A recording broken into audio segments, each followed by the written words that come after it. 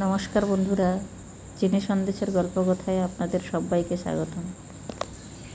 আজ দেখুন আমার চিনিমা কীরকম সিঁড়ি বেয়ে বেয়ে উপরে উঠে যাচ্ছে।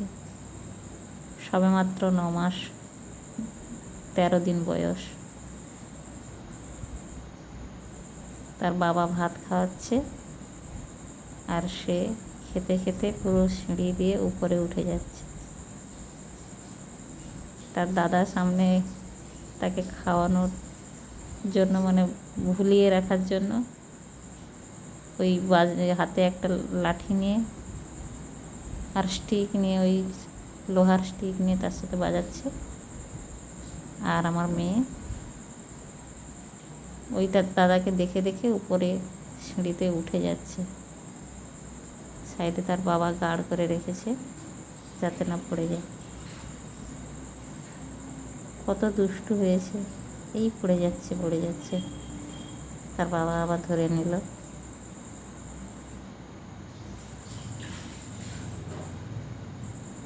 এই যাচ্ছে, ঘুরিয়ে দেখছে এখন কত দূর আসলো।